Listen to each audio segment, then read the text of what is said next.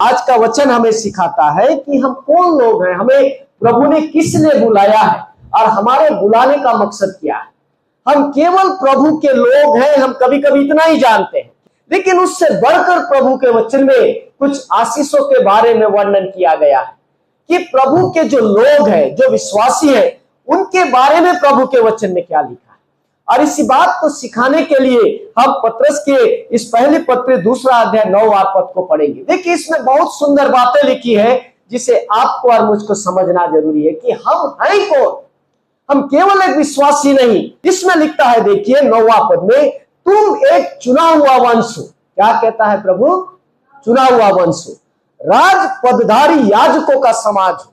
कैसे हम लोग? राजपदधारी याजकों का समाज है। हम पवित्र लोग हैं, कहता है, तुम पवित्र लोग हो और परमेश्वर की निज प्रजा हो। आज कलीसिया वो चुनी हुई प्रजा है जिसके बारे में पत्रस लिख रहा है कि जो कलीसिया है, जिसने प्रभु पर विश्वास किया। जिन्होंने विश्वास नहीं किया वो निकाले गए और जिन्होंने विश्वास किया वो जोड़े गए। आज प्रभु की पवित्र प्रजा हम सब हैं। वे लोग जो प्रभु पर विश्वास करते हैं, जो लोग प्रभु की सुनना चाहते हैं, जो प्रभु की आज्ञाओं के अनुसार चलना चाहते हैं। इसलिए पत्रस कहता है कि तुम अब एक चुना हुआ वंश हो, क्योंकि तुमने परमेश्वर पर विश्वास किया है, तुमने यीशु पर विश्वास किया है। क्या लिखा है यूहन्ना 1:12 में? जितनों ने उस पर विश्वास किया उसने उन्हें परमेश्वर की संतान होने का अधिकार। किसे दिया अधिकार? जो विश्वास करता है। जिन्होंने विश्वास किया उन्हें परमेश्वर ने अपना नीच प्रजा बनाया। जिन्होंने विश्वास किया उन्हें परमेश्वर कहता है कि तुम मेरा चुना हुआ वंश हो, मैंने तुम्हें चुना। परमेश्वर कहता है, इस्राएलियों ने इनकार किया, लेकिन नया इस्राएल जो हमारा कलीसिया है, जिन्होंने प्रभु पर विश्वास किया, अब प्रभु वो जो चुना हुआ दिल है वो नए लोगों को देता है जो प्रभु पर विश्वास करते हैं।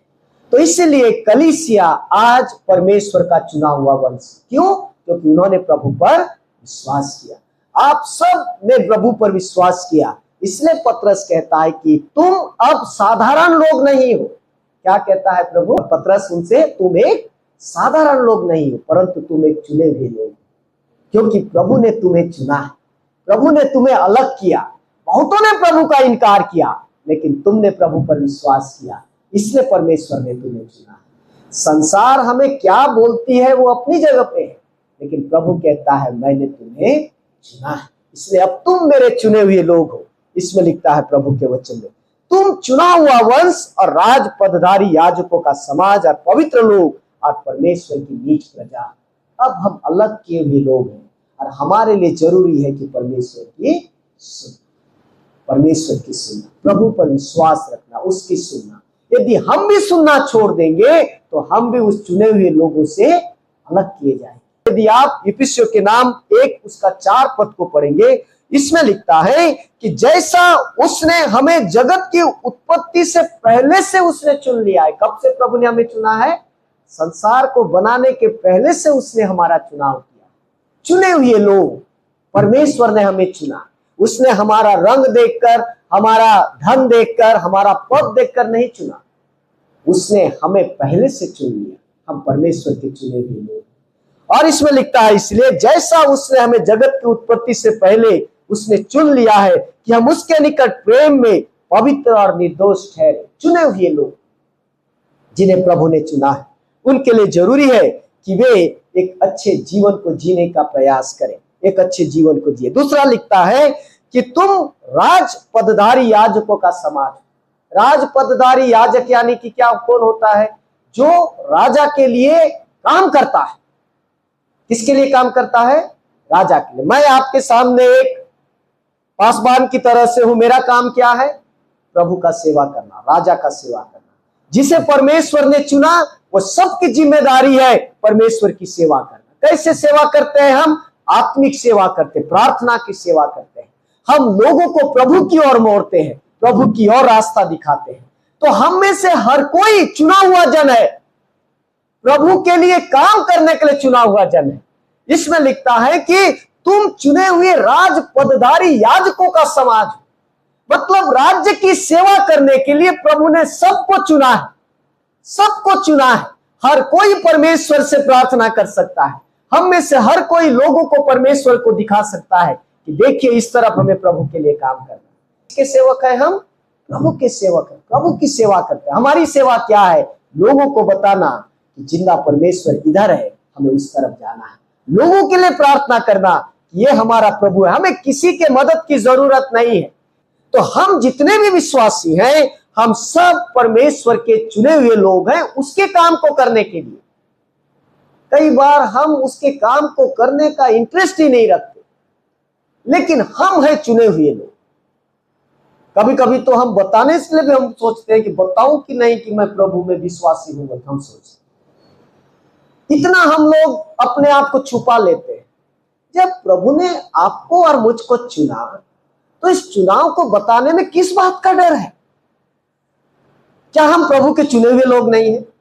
है या नहीं? तो बताने के लिए क्यों डरते हैं हम लोग? क्योंकि तब वो संसार बड़ा हो जाता है, संसार की सेवा बड़ी हो जाती है, संसार की चीजें बड़ी हो जाती है, संसार का लाभ बड़ा हो जाता है, तब प्रभु बहुत छोटा हो जाता है। इसको छुपा के रखो, किधर? इधर। इसको खोलो मत, दिखाओ मत, बताओ मत, अपना आपको छुपा के रखो। उसके लिए प्रभु ने हमें नहीं बनाया चुना हुआ लोग, उसने उसकी सेवा के लिए हमें चुना है। हम एक याजकीय काम करते हैं जो परमेश्वर से लोगों को जोड़ते हैं, जो लोगों को परमेश्वर से मिलाते हैं, उनके लिए प्रार्थना करते हैं, उन्हें प्रभु के बारे में बताते हैं, उसके राज्य के बारे में बताते। प्रभु ने क्या क्या? पूरे संसार में जाओ। क्या कहा प्रभु ने? जगत में पूरे संसार में जाकर सुसमाचार प्रचार करो। यह है याजकीय सेवा। उस राज्य की सेवा ही याजकीय सेवा है। किसके राज्य की सेवा? परमेश्वर के राज्य की सेवा। और उसी के लिए प्रभु ने हमें चुना है। वो कहता है मैंने तुम्हें चुना है और तुम्हारा काम है परमेश्वर के राज्य की सेवा करना। और वो सेवा हम कैसे कर सकते हैं? लोगों के लिए प्रार्थना करके हम सेवा कर सकते हैं, लोगों को सुसमाचार बताकर सेवा कर सकते हैं, लोगों को गलतियों से बाहर निकाल कर सेवा कर सकते हैं, लोगों के झगड़ों को सुलझा कर सेवा कर सकते हैं, हम लोगों को उद्धार के बारे में बता के सेवा कर सकते हैं, शत्रुओं से प्रेम करके सेवा कर सकते हैं, सताने वालों के लिए प्रार्थना करके सेवा कर सकते हैं। ये है हमारी सेवा। इस सेवा के लिए प्रभु ने हमें चुना है। और इसलिए वह कहता है कि राज पदधारी याजकों का समान, जो राज्य की सेवा करते हैं। और हम किस राज्य की सेवा करते हैं? परमेश्वर के राज्य की सेवा करते हैं। अपने आप को छुपाए नहीं। हो सकता है किसी से प्रभु हमें मिलाता है, उसका कारण ही यह है कि तुम अपने याजकीय कार्य को पूरा करो, मेरे से सीधे मुझसे प्रार्थना करो, उस व्यक्ति के लिए प्रार्थना करो, लोगों के लिए प्रार्थना करो और उन्हें परमेश्वर के राज्य से जोड़ो। हम में से हर कोई कर सकता है, कोई बंधन नहीं है, कोई बंधन नहीं। हर कोई प्रभु से प्रार्थना कर सकता है, हर कोई प्रभु से बातें कर सकता है, हर कोई प्रभु के लिए काम कर सकता है। छुपाए नहीं अपने आप को। यदि हम चुने हुए लोग हैं तो अपनी आइडेंटिटी, अपना परिचय छुपाए नहीं। यदि हम छुपाते हैं तो लोगों को प्रभु से जोड़ नहीं सकते। यदि हम नहीं छुपाएंगे तो हम लोगों को प्रभु से जोड़ सकते हैं। हमारी कमजोरी ये है, हम खुद को छुपा देते हैं। वो हमारी बुलाहट नहीं। हमारी बुलाहट क्या? ये बताना कि हम प्रभु के चुने हुए लोग। ये हमारी सेवा है, छुपाना नहीं है, बताना हमारी सेवा है। हम आपके लिए प्रार्थना करेंगे, बहन भाई, हम आपके लिए प्रार्थना करेंगे। मैं प्रार्थना करूंगा, मैं प्रार्थना करूंगी, ये हमारी सेवा है। स्वर्ग के राज्य के बारे में बताना हमारी सेवा है। स्वर्ग के राज्य का रास्ता दिखाना हमारी सेवा है। क्यों सेवा है? क्योंकि हमें प्रभु ने चुना है। यदि आप पर में विश्वास करते कि मुझे प्रभु ने चुना है तो प्रभु के लिए काम करना हमारी जिम्मेदारी है। अन्यथा फिर उस चुनाव का कोई मतलब नहीं, वो कोई मतलब नहीं उस चुनाव का। आगे ऐसा लिखता है कि तुम पवित्र प्रजा हो। इसमें लिखता है पवित्र लोग हो। पवित्र लोग का क्या मतलब है? झगड़ा करने वाले लोग, गाली देने वाले लोग, लड़ाई करने वाले लोग, क्या इसका मतलब? पवित्र लोग, हमारे जीवन की पवित्रता के बारे में हम चुने हुए लोग हैं, हम स्वर्ग की सेवा करने वाले लोग हैं और जगत में पवित्र जीने वाले लोग हैं। अशुद्धता के लिए प्रभु ने हमको नहीं चुना, अशुद्ध जीवन जीने के लिए प्रभु ने हमें नहीं चुना, लड़ने झगड़ने और विवादों को खड़े करने के लिए प्रभु ने नहीं चुना, आपस में लड़ाने के लिए और गाली गलौज करने के लिए प्रभु ने हमें नहीं चुना। एक दूसरे को नीचा दिखाने के लिए प्रभु ने हमें नहीं चुना, एक दूसरे को तोड़ने के लिए प्रभु ने हमें नहीं चुना, गाली मुंह से निकालकर सारा माहौल बिगाड़ने के लिए प्रभु ने हमें नहीं चुना। परमेश्वर ने हमें अशुद्धता के लिए नहीं चुना। किसके लिए चुना? पवित्रता के लिए चुना। प्रभु के चुने हुए लोग पवित्र लोग होने चाहिए।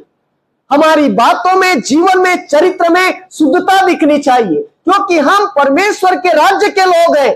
क्या आपको लगता है कि हम गलत जीवन जिए और प्रभु बोलेगा आजा मेरे राज्य में, तेरे लिए बहुत सारा जगह है? बोलेगा क्या प्रभु? प्रभु ने यहां तक कहा, जब तू मेरी वेदी में आए और तुझे याद आए तू तो लड़ाई करके आया है, पहले जा बातचीत कर, माफी मांग, उसके बाद मेरे पास आना। इस संसार में प्रभु के निकट आने के लिए प्रभु शुद्धता चाहता है, तो उस जीवन में जाने के लिए प्रभु कितनी शुद्धता चाहिए? वचन में लिखता है, धन्य है वे जिनके मन शुद्ध हैं, क्योंकि वे परमेश्वर को देखेंगे। और जिनके मन शुद्ध नहीं है, वो चाहे कितना भी बड़ा दान देने वाला और अच्छा काम करने वाला हो, वो परमेश्वर को देख। तो प्रभु के लोगों में पवित्रता जरूरी है। यदि आप रोमियो 12:1 और 2 पद को पढ़ेंगे, उसमें लिखता है, रोमियो उसका 12:1 और 2 पद को, उसमें लिखता है, हे भाइयों, मैं तुम्हें परमेश्वर की दया स्मरण दिलाकर विनती करता हूं। पौलुस क्या लिखता है? परमेश्वर की दया स्मरण दिलाकर तुमसे विनती करता हूं कि अपने शरीरों को जीवित, पवित्र और परमेश्वर को भावता हुआ बलिदान करके चढ़ाओ। यह हमारी आत्मिक सेवा है, सांसारिक सेवा नहीं है, ये आत्मिक सेवा है। मतलब इस जीवन से परमेश्वर आनंदित होता है। कौन आनंदित होता है? परमेश्वर आनंदित होता है। वो कहता है, हे भाइयों, मैं तुम्हें परमेश्वर की दया स्मरण दिलाकर विनती करता हूं कि अपने आप को परमेश्वर को जीवित, पवित्र और भावता हुआ बलिदान करके चढ़ाओ। यही तुम्हारी आत्मिक सेवा। हमें प्रभु ने हालात को बिगाड़ने के लिए, अशुद्धता फैलाने के लिए, अशुद्ध जीवन जीने के लिए, अशुद्धता में रहने के लिए, अशुद्धता को अपनाने के लिए नहीं चुना प्रभु ने। यदि हम अभी भी प्रभु के लोग बनना चाहते हैं, प्रभु के लोग गिने जाना चाहते हैं, तो हमारी आपसी पवित्रता, व्यक्तिगत पवित्रता जरूरी।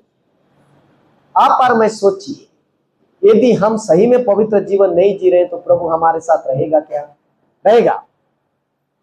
रहेगा प्रभु हमारे साथ? हम सुबह शाम घर में गाली गलौज करते रहेंगे तो आपको लगेगा कि प्रभु उस घर में रहता है? सुबह शाम हम लड़ते रहेंगे तो क्या आपको लगता है प्रभु वहां रहता है? प्रभु कहाँ रहेगा? जहाँ शुद्धता है, जहाँ पवित्रता है, वहां प्रभु रहेगा। मैं बहुत पहले एक बार मुंबई सेंट्रल के रेलवे स्टेशन में खड़ा था और उसके सामने के दीवार में लिखा हुआ था, मुझे अभी भी याद है वो बात। उसमें लिखता था, बोलो ईश्वर बसते कहाँ। क्या लिखा था? बोलो ईश्वर बसते कहाँ, स्वच्छ परिसर जहां जहां। क्या लिखा था? स्वच्छ परिसर जहां। मतलब जहां शुद्धता होती है वहां परमेश्वर बसता है। इसलिए लिखा है, क्या तुम नहीं जानते कि तुम्हारी देह परमेश्वर का मंदिर है और परमेश्वर का आत्मा उसमें वास करता है। यदि हम अपने परिवारों में पवित्रता को बनाए नहीं रख रहे हैं तो हम परमेश्वर के चुनाव का इनकार कर रहे हैं।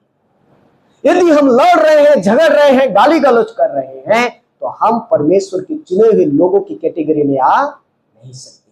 इसलिए वो कहता है कि प्रभु के चुने हुए लोग पवित्र लोग होने चाहिए। अपना जीवन, अपनी आत्मा में पवित्रता होनी चाहिए। यदि हम इसे नहीं कर रहे हैं तो हम प्रभु के चुनाव हुए लोगों में गिने नहीं जा सकते। और इसमें लिखता है रोमियो 12 उसका 2 पद में, और इस संसार के सदृश से ना बनो, परंतु तुम्हारी बुद्धि के नए हो जाने से तुम्हारा चाल चलन भी बदलता जाए। क्या बदलना चाहिए? क्या बदलना चाहिए? क्या बदलना चाहिए? चाल चलन बदलना चाहिए। चाल चलन का मतलब क्या? तुम्हारे जीवने का ढंग बदलना चाहिए, तुम्हारी बात करने की आदतें बदलनी चाहिए, तुम्हारा व्यवहार बदलना चाहिए, तुम्हारी हर बातें बदलनी चाहिए। यदि हम परमेश्वर के चुने हुए लोग हैं, कल तक हम करते थे, आज हम नहीं करते हैं, ये परिवर्तन दिखना चाहिए। कल तक हम गाली देते थे, आज नहीं देते हैं। कल तक हमारे बारे में चौराहे में बुरी बातें होती है, आज चीजें बदलने लगी है, लोग हमारे बारे में अच्छी बातें करने लगे हैं। ये होना चाहिए परमेश्वर के लिए, अन्यथा उस पवित्रता का कोई मतलब नहीं है। यदि हम सुन सुन के भी वैसा ही हैं तो वैसा ही रहेंगे। प्रभु आ जाएगा, वैसा ही रहेंगे। सब चले जाएंगे, हम वहीं बैठे रहेंगे। प्रभु के लोगों को याद रखना है कि हम में पवित्रता जरूरी है। यदि हम छोटे हो जाते हैं, नम्र हो जाते हैं, लेकिन प्रभु का नाम महिमा पाता है, तो उसे प्रभु को लोगों को करना चाहिए। अपने महिमा के लिए क्या कहा जॉन यूहन्ना बपतिस्मा ने, वो बढ़े और मैं घटूं। कहीं लिखा है ऐसा? यूहन्ना ने कहा प्रभु तू छोटा हो मैं बड़ा होऊंगा बोल के। आज हमारी परिस्थिति ऐसी, हम प्रभु को दबा देते हैं। तो बैठ यहाँ पे मेरा तू सुन, मैं ही हूं, मैं हूं। ये बातें हमारे अंदर नहीं आनी चाहिए। हमको कहना है प्रभु यदि तू चाहता है मैं छोटा बनने के लिए तैयार हूं, लेकिन मेरे छोटे बनने से प्रभु आपका नाम बड़ा हो। ये एक मसीह की बुलाहट है। यदि मेरे जीवन में सुधार आने से प्रभु को महिमा मिल रही है तो हमें उसे करना चाहिए। यदि मेरे जीवन की शुद्धता से परिवार में शांति आ रही है तो उसे करना चाहिए। यदि मेरे बात करने से परिस्थितियां बदल रही है तो हमें करना चाहिए। यदि मेरे माफी मांगने से हमारे घर में लोग खुशी आ रही है तो करना चाहिए। इसलिए कहता है तुम खाओ चाहे पियो चाहे जो कुछ भी करो, प्रभु के वचन में लिखा है परमेश्वर की महिमा के लिए करो। और यदि हम नहीं कर रहे हैं तो अपनी महिमा कर रहे हैं, प्रभु का नाम महिमा नहीं पा। सीधी सी बात, इसमें लिपापोती करने की जरूरत नहीं। यदि हम प्रभु की नहीं सुनते हैं, हम प्रभु के लोग नहीं हो सकते। हम प्रभु से प्यार भी नहीं करें, वो सब झूठा प्यार है और उसमें कोई भी महत्व नहीं है। चौथी बात जो बहुत ही महत्वपूर्ण है इसमें लिखता है, देखिए इसमें आगे लिखता है कि पवित्र लोग परमेश्वर की निज प्रजा हो। निज प्रजा का मतलब होता है मेरा अपना। क्या होता है निज प्रजा? यानी मेरा अपना। प्रभु कहता है मेरा निज सगा। अभी आप उसको समझे, खून का भाई, खून का रिश्ता है हम बोलते हैं कभी कभी। किसका रिश्ता? प्रभु से भी हमारा खून का रिश्ता है। कभी आपने सोचा इस बात को? किससे हमारा खून का रिश्ता है? प्रभु से हमारा खून का रिश्ता है। हमारा खून ना बहे बोल के प्रभु ने खून दिया है। हालेलुया। हमारा खून ना बहे बोलकर प्रभु ने अपना खून दिया है। इसलिए प्रभु से हमारा खून का रिश्ता है। और वचन में लिखता है उसने अपना लोहू देकर हमें खरीदा है। कोई साधारण बात नहीं है।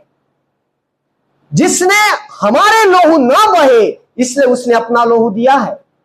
और वचन में लिखता है इस बात को, यदि आप इफिसियों उसका 1 और उसका 7वां पद को पढ़ेंगे, इसमें लिखता है हमको उसमें उसके लोहू के द्वारा छुटकारा अर्थात पापों की क्षमा उसके उस अनुग्रह के धन के अनुसार मिला है। इफिसियों 1 और उसका 7 पद में लिखता है हमको उसमें उसके लोहू के द्वारा छुटकारा मिला है। किसके द्वारा मिला है? तो क्या रिश्ता है हमारा प्रभु के साथ? खून का रिश्ता है। किसी ने अपना खून हमारे लिए दिया है और उस खून के महत्व को समझना जरूरी है। इसलिए प्रभु के वचन में लिखता है, इसलिए प्रभु को निज प्रजा है, खून का रिश्ता। क्योंकि हम अक्सर कहते हैं, इसलिए मैंने उदाहरण दिया, मेरा खून का भाई है, सगा भाई है, खून का रिश्ता है, हम उसके लिए कुछ भी कर सकते हैं। प्रभु ने भी हमारे साथ खून का रिश्ता बनाया है और उसने वो कर दिखाया जो हम कभी नहीं कर सकते। अपना जान देकर उसने हमें खरीद लिया है, लोहू देकर खरीद लिया। हम उसके अपने हैं। उस परमेश्वर के लिए हम अपने हैं उसके, और उसके लिए जीना हमारे लिए जरूरी है। इसमें लिखता है, देखिए यदि 1 कुरिन्थियों 6 उसके 20 पद को आप पढ़ेंगे, इसमें लिखता है क्योंकि दाम देकर मोल लिए गए हो। क्या लिखता है प्रभु के वचन में? दाम देकर मोल लिए गए हो। प्रभु ने अपना लोहू देकर तुम्हें खरीदा है। सबसे बड़ी कीमत प्रभु ने चुकाई है हमारे लिए कि हमारी जिंदगी अच्छी हो, हम उसके निज भाग बने, उसके अपने बने हम। इसमें लिखता है और आगे ऐसा लिखता है, देखिए क्योंकि दाम देकर मोल लिए गए हो, इसलिए अपनी देह के द्वारा क्या करना है? हमें परमेश्वर की महिमा करना है। इस जीवन के द्वारा हमें परमेश्वर की महिमा। क्यों? किसी ने हमारे लिए अपना लोहू दिया है, अपना जान दिया है। क्या हमें उस लोहू का कोई कदर नहीं है? अरे मरा प्रभु मरने दो, कभी कभी हम ऐसा नहीं, वो हमारे लिए दिया। इसलिए प्रभु चाहता है कि हम जो उसके लोग हैं, उसके चुने हुए प्रजा हैं, हम जो उसके लोग हैं, हमारे लिए। इसलिए प्रभु आगे कहता है, उसके इसमें आगे लिखता है 9वां पद में, इसलिए कि जिसने तुम्हें अंधकार में से अपनी अद्भुत ज्योति में बुलाया, उसके गुण क्या करो? क्या करना है? प्रकट करना है। दिखाओ कि तुम चुने हुए लोग हो, कहता है। बताओ संसार को कि तुम लोहू द्वारा खरीदे गए हो। बताओ लोगों को कि तुम्हारा जीवन पवित्रता का जीवन है। बताओ लोगों को कि हम राज्य की सेवा करते हैं। बताओ लोगों को, छिपाओ मत, प्रभु कहता है। बताओ लोगों को कि हम लड़ने के लिए नहीं, प्रेम से रहने के लिए बुलाए गए। हम गाली गलौज के लिए नहीं, आशीष से देने के लिए बुलाए गए। हम शत्रुओं को मारने के लिए नहीं, परंतु प्रेम से जीतने के लिए बुलाए गए। हमारी बुलाहट ऐसी है, हमारे चॉइस ऐसी है। हम प्रभु ने हमें अपना नीच धन बनाया है। प्रभु ने हमें अपना निज वंश बनाया है। प्रभु ने हमें अपने कार्य करने के लिए चुना है, और वो चाहता है कि कल तक जो हमारी जिंदगी थी, आज हमारी जिंदगी नहीं होनी चाहिए। अंधियारे का जीवन जीने के लिए प्रभु ने नहीं बुलाया। कैसा जीवन जीने के लिए प्रभु ने बुलाया? उजियाले का जीवन। हो सकता है हम में से कई आज भी अंधियारे का ही जीवन जी रहे हैं। बोलते हैं ना, उसका दिल बहुत काला है। कभी हो सकता है हमारे बारे में लोग बोलते हो, वो दिखाने के लिए सब है, इतना काला है उसका दिल, आपको मालूम? वो है अंधियारे का जीवन। क्या है? ऐसा ही तो नहीं है, हमारा दिल भी काला तो नहीं है। सब प्रकार का गुस्सा, नफरत, झगड़ा, क्रोध, सब चीज को हमने रखा है अंदर, काला बना के रखा है। हम माफी मांग नहीं सकते, लेकिन परमेश्वर चाहता है कि हम जो उसके लोग हैं, हमारे लिए जरूरी है। प्रभु कहता है, इसलिए कि जिसने तुम्हें अंधकार में से ज्योति में बुलाया, अद्भुत ज्योति में बुलाया, उसके गुण प्रकट कर। उजियाले का जीवन हमें जीना है, अंधियारे का नहीं। अंधियारे का जीवन शैतान से जुड़ा हुआ जीवन है। उजियाले का जीवन प्रभु से जुड़ा हुआ जीवन है। अंधियारे के जीवन में क्रोध है, झगड़ा है, विरोध है, फूट है, गाली गलौच है, बदचलन जीवन है, हर प्रकार का निंदा है, झूठ है, आरोप है, विद्रोह है, हर प्रकार का मतवालापन है, नशा है, बुरी आदतें हैं, सब अंधियारे का जीवन। हम सब जानते हैं अंधियारे का जीवन क्या है, लेकिन प्रभु क्या चाहता है? हमें उजियाले का जीवन जीना। क्यों? क्योंकि उसने हमें चुना है। हालेलुया। उजियाले का जीवन जिसमें प्रेम है, शांति है, आनंद है, क्षमा है, दया है, करुणा है, कृपा है ना, जिसमें अच्छाइयां हैं, खूबियां हैं, जिसमें भलाई है, जिसमें आनंद है, जिसमें अनंत जीवन की बातें पाई है। हालेलुया। हमें उजियाले के जीवन को जीने के लिए प्रभु ने चुना है, अंधियारे के जीवन को जीने के लिए। यदि अब भी हम अंधियारे के जीवन में जी रहे हैं, तो हम परमेश्वर के चुने हुए वंश नहीं हो सकते, हम याजकों का समाज नहीं हो सकते, हम पवित्र लोग नहीं हो सकते, और हम परमेश्वर की नीच प्रजा नहीं हो सकते। अब हमारे लिए नया जीवन जीने की बुलाहट है। पुराना छोड़िए। वचन में क्या लिखा? जो भी प्रभु यीशु में है वो नई सृष्टि है। 2 कुरिन्थियों 5 उसके 17 पद में लिखा है, जो भी मसीह यीशु में है नई सृष्टि है। पुरानी बातें बीत गई है। कि अभी भी है? नहीं नहीं नहीं नहीं, ये नहीं छोड़ सकती, इसको एक ठोक रखता हूं मैं वाली बात है क्या? नहीं, प्रभु का वचन कहता है पुरानी बातें बीत गई है, सब कुछ देखो नया हो, नया हो गया। उजियाले का जीवन आ चुका है हम। इसलिए प्रभु की इच्छा है कि हम उजियाले का जीवन जिए, अंधियारे। क्योंकि जो उजियाले का जीवन जिएगा वही परमेश्वर का वंश, वही परमेश्वर का याजक, वही परमेश्वर का पवित्र जन और नीच प्रजा होगा। इस्राएलियों ने उजियाले के जीवन जीने से मना कर दिया, परमेश्वर ने उन्हें पीछे कर दिया। मुझे नए लोग चाहिए जो उजियाले का जीवन जीना चाहते हैं। यदि हम भी ना जिएंगे तो हमें भी साइड होना पड़ सकता है, किसी और को प्रभु खड़ा करेगा जो उजियाले का जीवन जिएगा। क्योंकि स्वर्ग के राज्य में जो उजियाला का जीवन जिएगा वही प्रवेश करेगा। पापों की क्षमा पाकर नए जीवन को जीने वाला ही स्वर्ग के राज्य का वारिस होगा। आइए हम प्रार्थना